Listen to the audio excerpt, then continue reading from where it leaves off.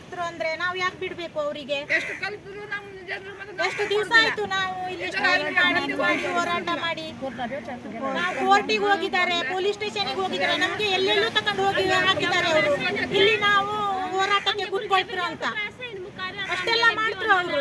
ನಾವು ಎಲ್ಲಿ ಹೋಗ್ಬೇಕು? ಅವ್ರು ನಮ್ಗೆ ಏನು ಕೊಡ್ತಾರೆ? ಏನು ಕೊಡ್ತಿಲ್ಲ. ನಾವು ಕೊಡ್ತೀವಿ, ನಾವು ತಿನ್ಬೇಕು ಸರ್. ಅವರಿಗೋಸ್ಕರ ಕೋರ್ಟಿಗೆ ಹೋಗ್ತಾ ಇದ್ದೀವಿ. 3-4 ಸತಿ ಕೋರ್ಟ್ ಇದೆ ನಮ್ಗೆ. ಮಕ್ಕಳು ಮನೆಯೆಲ್ಲ ಬಿಟ್ಕೊಂಡು ಕೆಲಸ ಎಲ್ಲ ಬಿಟ್ಕೊಂಡು ಬರ್ತಾ ಇದ್ವಿ. ಕೋರ್ಟ್ ಟೈಮಿಗೆ ಹೋಗ್ಬೇಕು. ಅಲ್ಲಿ ಹೋದ್ರೆ ಬೇಜಾರಿಲ್ಲ ನಮ್ಗೆ. ಕೋರ್ಟ್ ಎಷ್ಟೇ ಕೇಸ್ ಬರಲಿ, ಎಷ್ಟೇ ಕೇಸ್ ಮಾಡಲಿ, ನಮ್ಮ ಮೇಲೆ ಆರೋಪ ಮಾಡಲಿ, ನಾವು ಹಿಂಜರಿಯೋದಿಲ್ಲ. ನಾವು ಯಾವುದೇ ಕಾರಣಕ್ಕೂ ಮುಂದೆನೇ ಇರ್ತೀವಿ. ನಮ್ದು ಜೀವ ಹೋದ್ರೂ ಅಡ್ಡಿಲ್ಲ ಸರ್. ನಾವು ಇಲ್ಲಿ ಇರ್ತೀವಿ, ಇಲ್ಲಿ ಹೋರಾಟ ಮಾಡ್ತೀವಿ. ನಾವು ನಮ್ದು ಅದೇ ನಾವು ಇರುವುದಕ್ಕ ಹೋರಾಟ ಮಾಡಿ ಎಷ್ಟು ದಿನ ಆಯ್ತು ನಾವು ಹೋರಾಟ ಮಾಡಿ.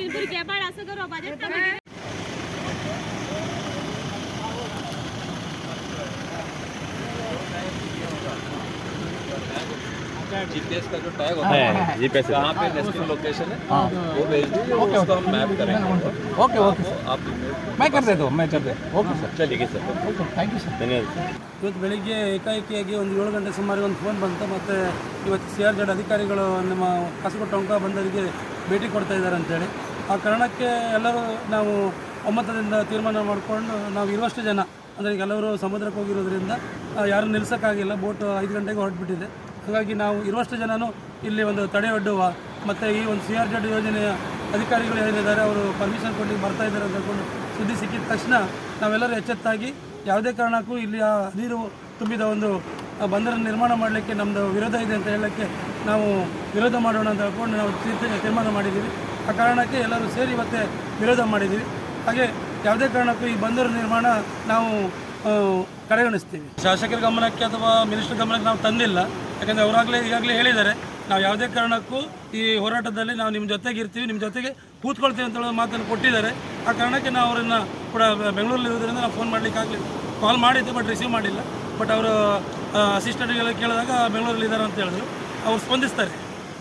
ಇವತ್ತು ನಮಗೇನು ಇನ್ಫಾರ್ಮೇಷನ್ ಇಲ್ಲ ಸರ್, ಯಾವುದೇ ಇನ್ಫಾರ್ಮೇಷನ್ ನಮಗಿಲ್ಲ. ಯಾಕೆಂತ ಹೇಳಿದ್ರೆ ಅವರು ನಿನ್ನೆನೇ ನಮಗೆ ಕೆಲವು ಪೊಲೀಸರ ಮುಖಾಂತರ ಕೆಲವರಿಗೆ ಹೇಳಿದ್ದಾರೆ. ಯಾರು ಮುಖಂಡರಿಗೆ ಹೇಳಿಲ್ಲ, ಪಿಟಿಷನ್ಗೆ ಹೇಳಿಲ್ಲ, ನಮ್ಮ ಲಾಯರ್ಗೆ ಕೂಡ ಈ ವಿಷಯ ಗೊತ್ತಿಲ್ಲ. ಇವತ್ತು CRZನವರು ಇಲ್ಲಿ ಏನು ಅವರ ಸರ್ವೆಗೆ ಬರ್ತಾ ಇದ್ದಾರೆ ಅಂದ್ಕೊಂಡು ನಮಗೇನು ತಿಳಿಸಲಿಲ್ಲ ಅವರು.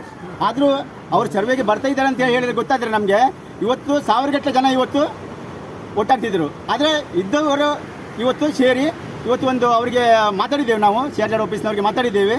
ಆದರೂ ಅವ್ರು ಹೇಳಿದ್ದಾರೆ ನಾವು ಎಲ್ಲವನ್ನು ಪರಿಶೀಲನೆ ಮಾಡಿ ನಾವು ರಿಪೋರ್ಟ್ ಕೊಡ್ತೇವೆ ಅಂತ ಹೇಳಿದ್ದಾರೆ. ಮತ್ತು ಅದು ಕೂಡ ನಮಗೆ ಯಾಕಂತ ಹೇಳಿದ್ರೆ ಕೋರ್ಟ್ ಪ್ರಕಾರ ನಮಗೆ ತಿಳಿಸಬೇಕಾಗಿತ್ತು. ಅವರು ಯಾವುದೇ ವಿಷಯ ತಿಳಿಸಲಿಲ್ಲ, ನಮ್ಮ ಲಾಯರ್ಗೂ ತಿಳಿಸಲಿಲ್ಲ ವಿಚಾರ. ಇದಕ್ಕೆ ನಾವು ವಿರೋಧ ಇದೆ.